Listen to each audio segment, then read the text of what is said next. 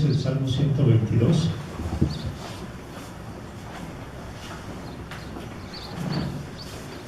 Gracias. Salmo 122.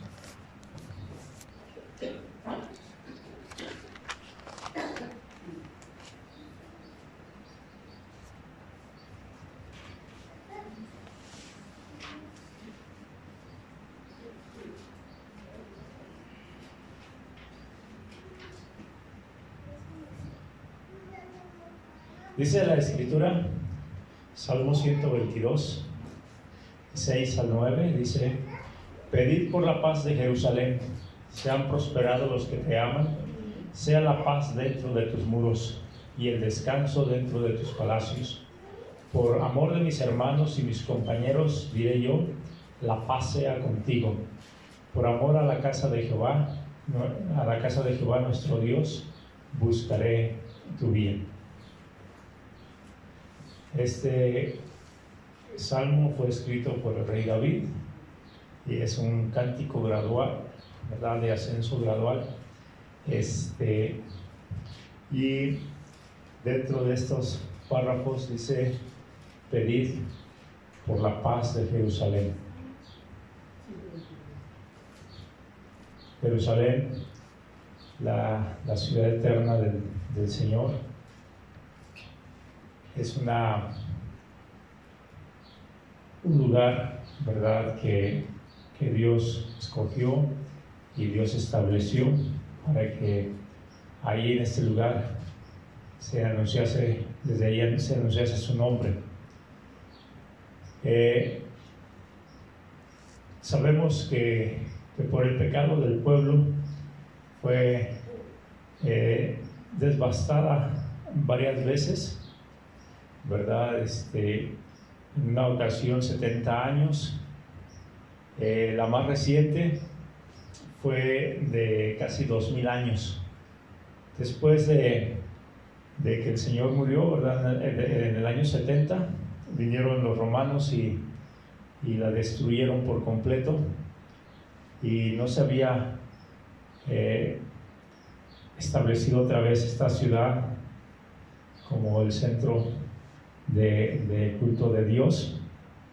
La habían tomado otras naciones, especialmente naciones árabes, ¿verdad? Y el 14 de mayo de 1948 nació otra vez Israel como nación. Nació Israel como nación 14 de mayo de 1948. Casi después de 2000 años, ¿verdad? Volvió a surgir esa nación.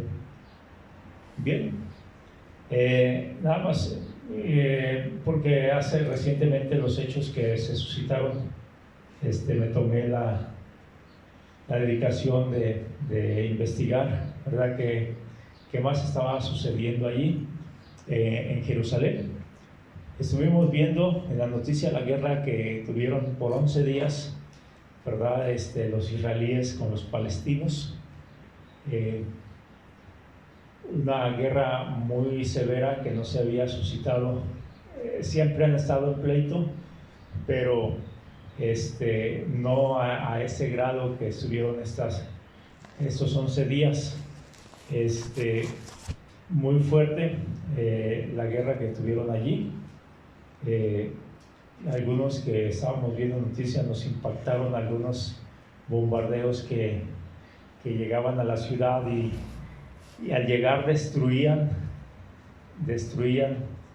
las casas y todos los edificios, y en algunos nos quedamos asombrados, ¿verdad?, cómo se destruyó ese edificio de 13 pisos. Pero no nos debe ahorita incomodar eso, porque ahorita les voy a decir por qué, ¿verdad? La situación que se estaba viviendo allí, en este lugar, cientos de misiles se dispararon de uno y otro lado, ¿verdad?, de la guerra. Fue, les digo, el más severo enfrentamiento desde el 2014. No había habido guerra así. Y quiero que miremos qué es lo que estaba pasando allí. Hay dos partidos políticos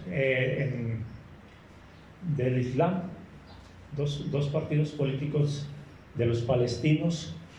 Uno es el Hamas y el otro es el Fatah. Hamas y Fatah, uno es muy conservador, muy radical, es totalmente antisemita. Los dos son antisemitas, pero uno lo es más, el de Hamas es más, lo ven más ellos, más que partido, como un grupo que es terrorista y que trata de acabar también con los judíos, Entonces, el grupo que se llama Hamas habita la región de lo que se conoce como la Franja de Gaza, y el otro, Fatah, domina lo que es Cisjordania. Cisjordania, vamos a verlo en el mapa, un mapa. Todo esto es el mar Mediterráneo, y en esta región que se conoce como el Medio Oriente,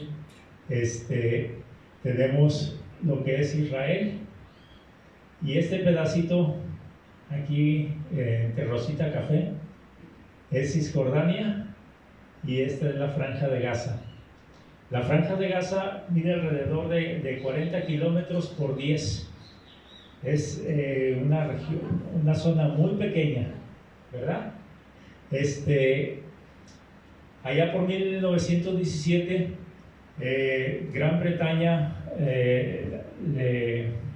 les dio permiso a los árabes de que se establecieran allí, los que andaban siendo refugiados, para que se refugiaran en ese pedacito. En 1947 la Gran Bretaña le otorgó los derechos a la ONU, ¿verdad?, para que siguiera siendo conservado como un territorio de refugiados. Ese lugar es un pequeño lugar, la mayoría, ¿verdad?, son árabes del Islam, y pertenecen a este grupo de Hamas. No les permiten los judíos salir ni entrar sin una revisión bien profunda. No permiten que lleven cosas para Israel, ni les permiten meter cosas para acá, para Gaza. Aquí, esta parte de acá es Egipto. Ellos han construido muchos túneles para entrar y salir por este lado ilegalmente, y de esa manera han entrado mucho armamento a esta zona. Se le conoce también como la cárcel abierta más grande del mundo, esta parte de Gaza. Aquí, en este pedacito que entra aquí a Cisjordania, está Jerusalén.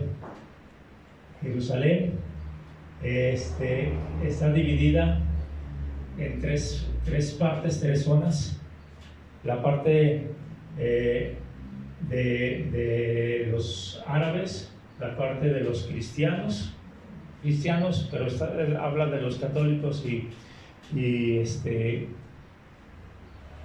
mayormente de los católicos, pues, y la otra parte es de los judíos. Los judíos no tienen templo ahí, pero está el muro de los lamentos donde estaba el templo. Y ese muro grande que está ahí es un lugar sagrado para el judío. Y se puede decir que en la parte posterior, no muy lejano ahí al muro de los lamentos, los árabes construyeron la mezquita de Acaz. Esta mezquita de Acaz es una enorme mezquita, un lugar muy sagrado para los musulmanes. Tiene una plaza que se conoce como la Plaza de Damasco. Entra por la puerta esa y esa plaza está ahí, en ese lugar. En ese tiempo estaban celebrando su fiesta, el Ramadán. Ajá. Ahí trae el muro de Jerusalén. Ahí se pone a llorar sus lamentos, ¿verdad? Dani.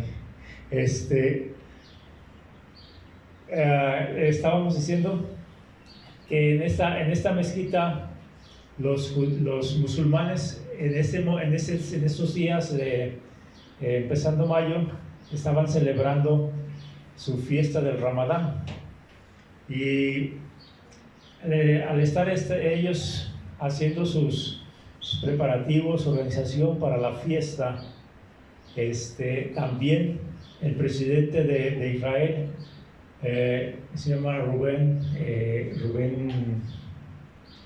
no me acuerdo el otro apellido.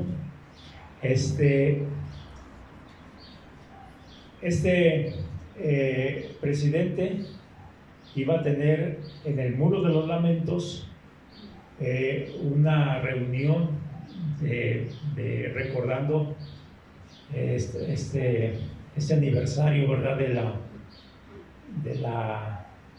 El Día del Recuerdo le llaman, recordando el momento cuando fueron reintegrados como Estado, como nación. Entonces se revolvió, ¿verdad? Se revolvieron los días, ¿verdad? Que se juntaron los días para que aquellos tuvieran su fiesta y estos tuvieran su día del recuerdo. Y pues había bocinas que tienen los musulmanes, y le pidieron a los musulmanes que si podían apagar sus bocinas para ellos poder orar, para tener su día del recuerdo allí, ¿verdad? El presidente. Y no quisieron atender a esta solicitud los musulmanes.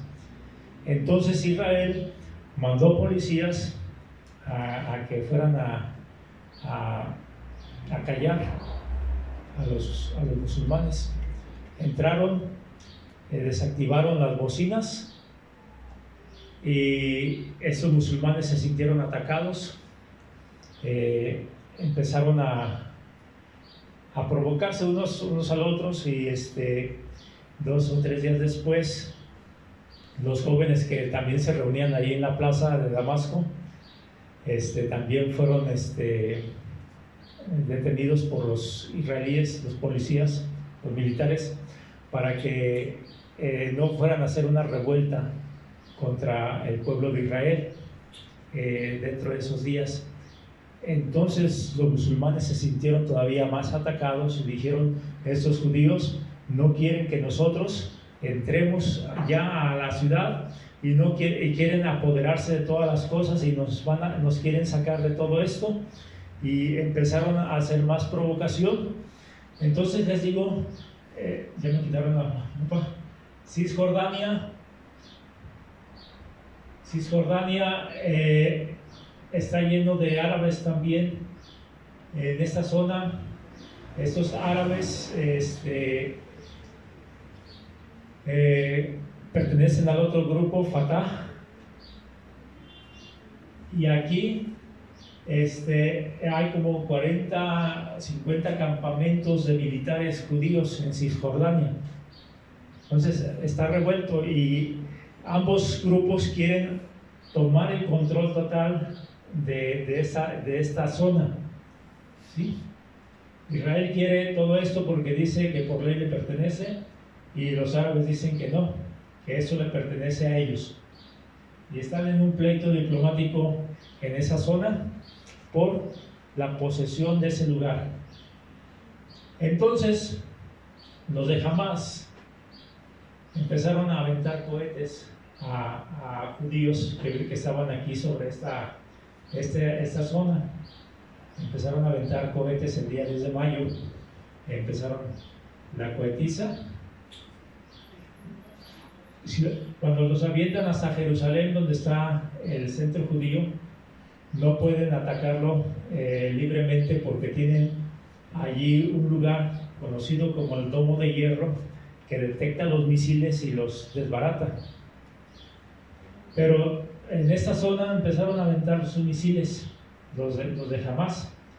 Israel tiene el mejor ejército del mundo, la mejor policía del mundo, empezó a contraatacar a la franja de Gaza.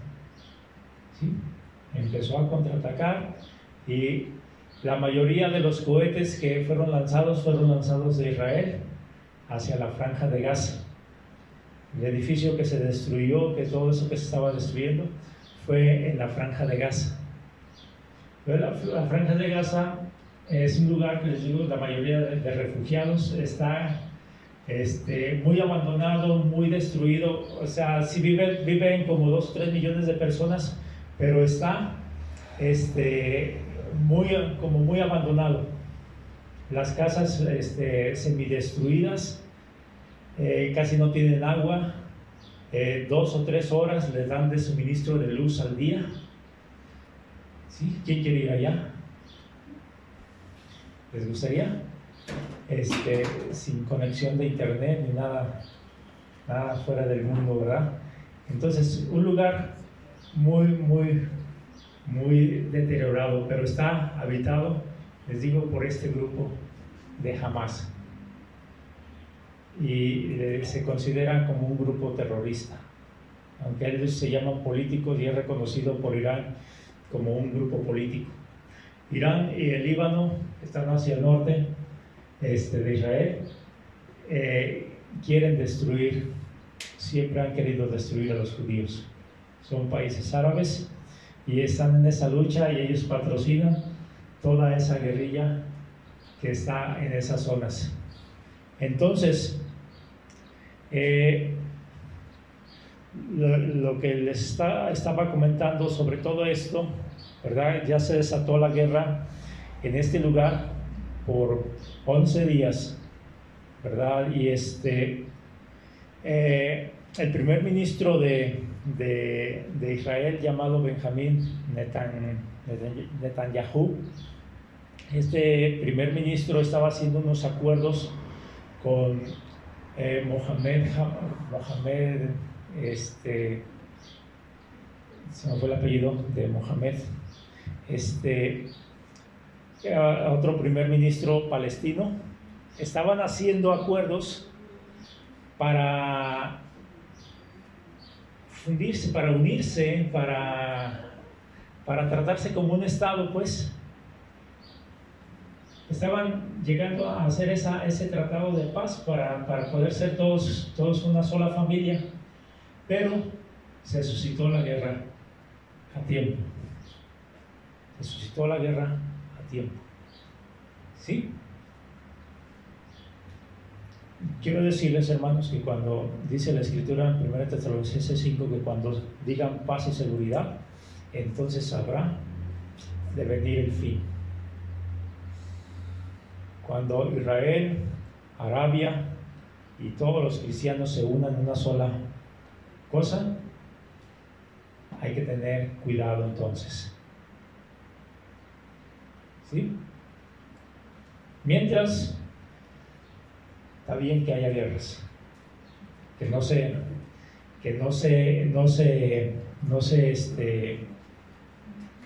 unan. Hace años, cuando estaba el Papa Juan Pablo II, hubo una reunión entre él y los líderes musulmanes y los líderes de Israel, buscando ese tratado de paz. Estamos cerca, ¿sí?, de que se haga ese tratado de paz.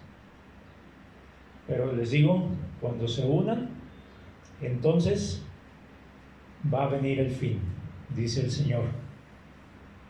No creamos, ¿verdad?, a la apariencia de lo que se va a ver.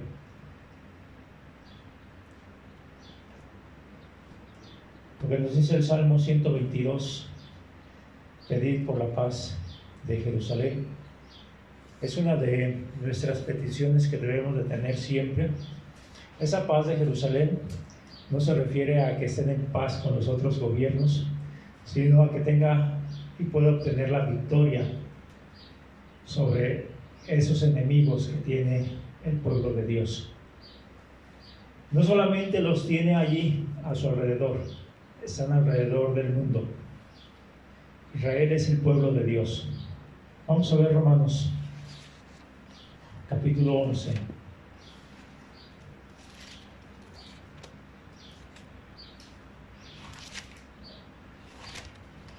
Romanos capítulo 11.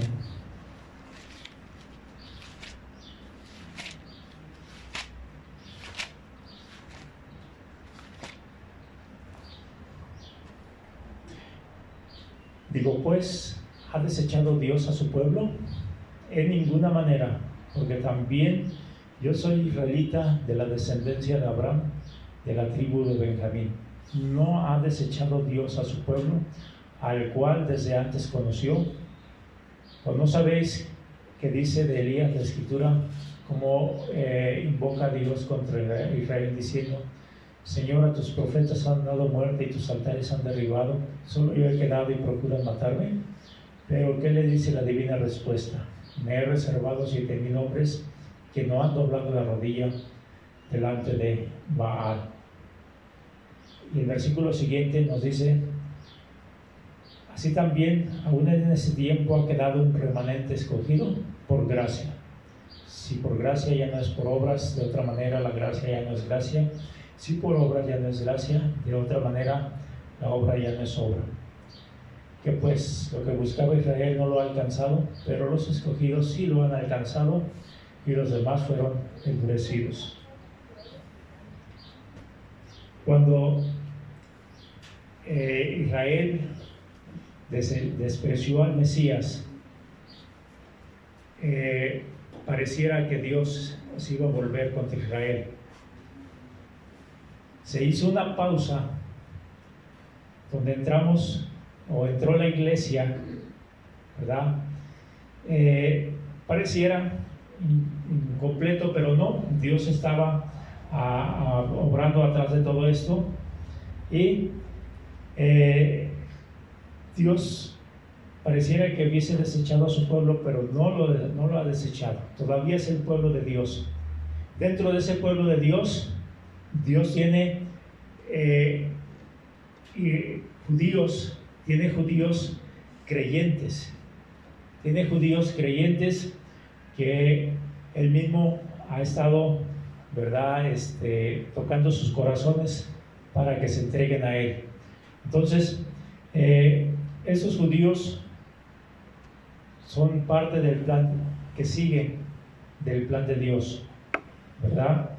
Más adelante hay todavía más cosas que van a suceder con el pueblo de Dios, pero todo esto, les digo, fue preparado y puesto por Dios para el bien del pueblo judío, para no romper, ¿verdad?, sus promesas con el pueblo judío. Lo que les quiero decir, hermanos, es que cuando Dios hace una promesa, Él la cumple. ¿Sí?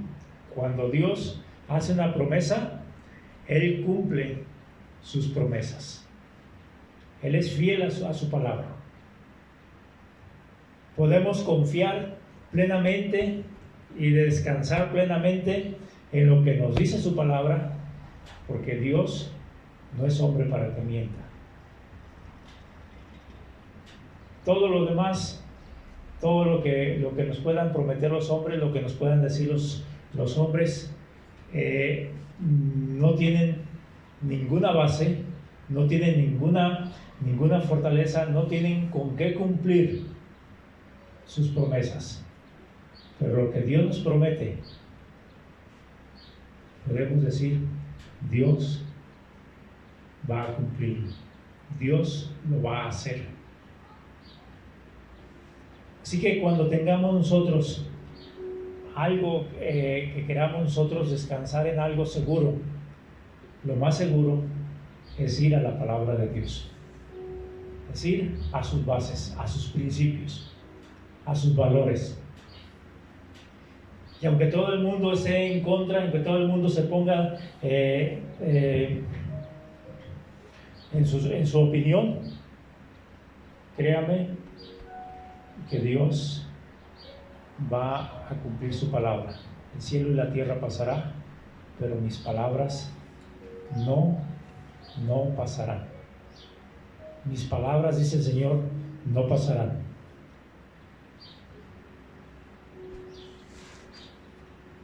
Hay otra enseñanza aquí. Esa guerra que está allí entre Israel y estos árabes no hubieran pasado si no hubiese Abraham tomado una mala decisión. Esa mala decisión de Abraham al tomar a Agar, ¿verdad?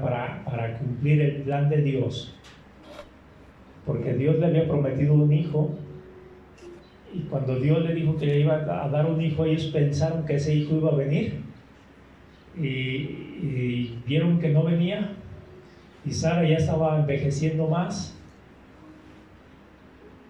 y le dijo Sara, pues ahí está la sierva, a lo mejor es ahí a través de la sierva.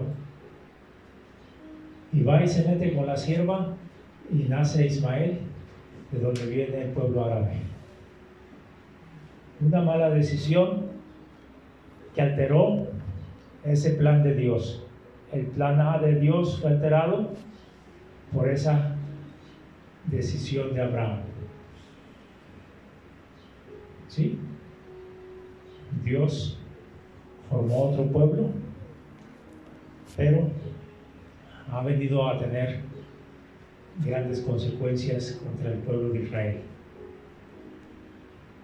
Hasta nuestras fechas. Una mala decisión que nosotros tomamos en nuestra vida por no obedecer a Dios cuando Dios nos dijo algo puede traernos consecuencias graves para nuestra vida y para generaciones en adelante. Nosotros pensamos, ay, ¿qué puede pasar? Pero Dios nos dice que sí, hay consecuencias. Y esa mala decisión más adelante nos va a traer problemas. No solamente a nosotros, a nuestros hijos, a nuestros nietos, no sabemos cuántas generaciones más. Una mala decisión. Entonces, Dios cumple sus promesas, hermanos, ¿sí? Porque Él es fiel, y una mala decisión puede ocasionarnos todos esos problemas. Oremos por la victoria de Israel. Oremos que Dios bendiga a Israel, que Dios le dé fuerza, que Dios pueda cumplir sus planes en Israel. Estemos orando por la paz de Jerusalén.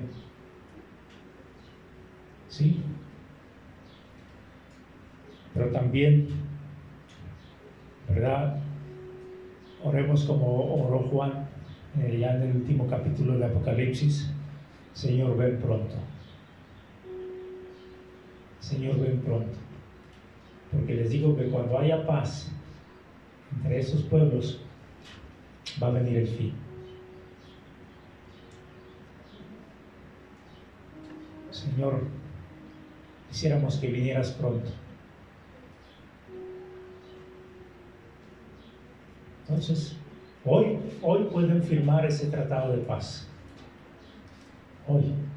Ayer estaban evaluando todos los daños que provocaron los misiles allí en Israel y allá en Gaza, y estaban evaluando cada uno los daños que les causaron todos esos misiles. La ONU les está pidiendo que hagan ese tratado de paz. Varios gobiernos les están pidiendo que hagan ese tratado de paz. Les digo, Netanyahu, el primer ministro israelí, estaba a punto de firmar ese tratado de paz con el otro líder palestino. Ya estaban en ese punto, en días, cuando se suscitó esta guerra. Entonces, sí, hermanos, oremos porque Jerusalén tenga paz, pero que pueda otra vez reconocer a Dios, pueda reconocerse con Dios.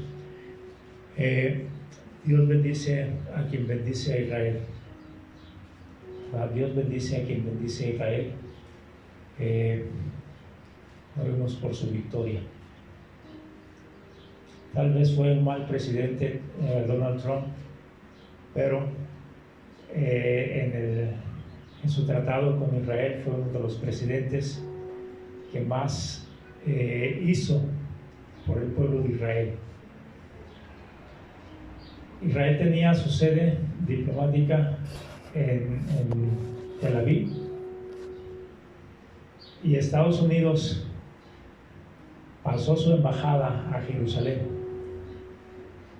reconociendo Jerusalén como la capital del Estado israelí. Eso no le gustó a los palestinos. ¿Sí? No le gusta. Entonces, hay muchos enemigos en contra ahí, pero Dios va a seguir tratando con su pueblo y Dios va a seguir cumpliendo su promesa que Él prometió a su pueblo. Y cuando se cumplan esas profecías que les digo, entonces va a venir el fin. Vamos a orar.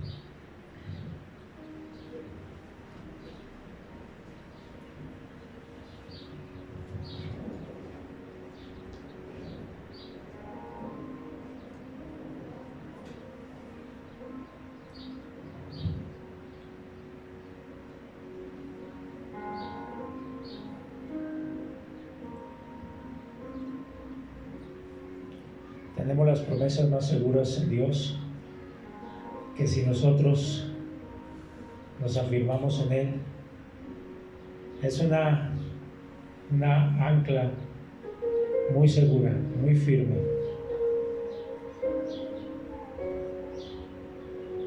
Todas las profecías de Dios se han estado cumpliendo, sus promesas se han estado cumpliendo. Era imposible que Israel volviera a resurgir después de 2000 años. Muchos pueblos no duran tantos años separados. Muchos pueblos los primeros años se empiezan a dispersar, se empiezan a desbaratar, se disuelven. Pero Dios guardó a Israel. Casi 2000 años, Dios lo volvió a restablecer. Israel es una nación fuerte. De ella han surgido los más sabios del mundo, como Einstein, otros que han venido, otros sabios que han venido de ahí, ¿verdad? Han dado bendición a la sociedad.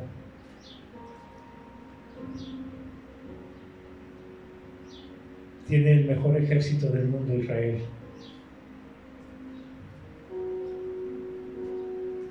Tiene la mejor economía del mundo también. Y aunque está en constante guerra, no lo han podido desbaratar. Porque no es su brazo el que lo sostiene, es Dios.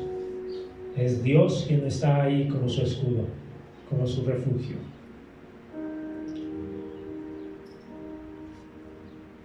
Qué bien hacemos cuando tomamos a Dios también como nuestro refugio. cuando Dios es nuestro escudo, nuestro refugio, podemos estar confiados que no va a pasar nada más que lo que Dios pueda permitir. Y lo que va a permitir va a ser para su honra y gloria, para cumplir su plan.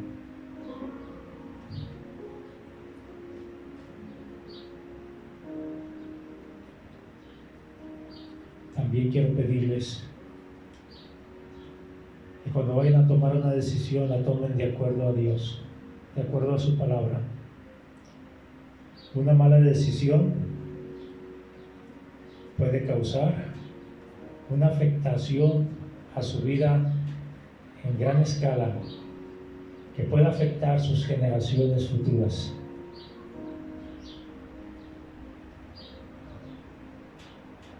Seamos sabios cuando tomemos decisiones, y esa sabiduría solamente está en Dios, en su palabra.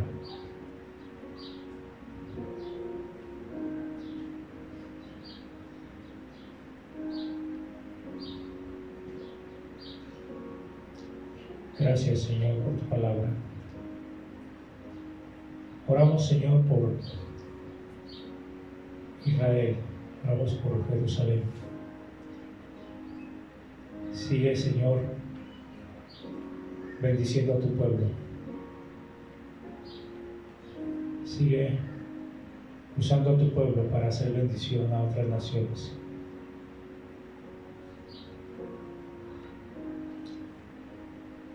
A través de él hemos aprendido tantas cosas. En sus rebeldías hemos aprendido, Señor, cómo tú castigas, Señor, toda rebeldía, toda maldad. Que no se puede jugar contigo. Pero también, Señor, cuando has estado sujeto a ti, cuando has sido un pueblo que te adora, que te bendice, hemos visto, Señor, cómo tú lo has bendecido.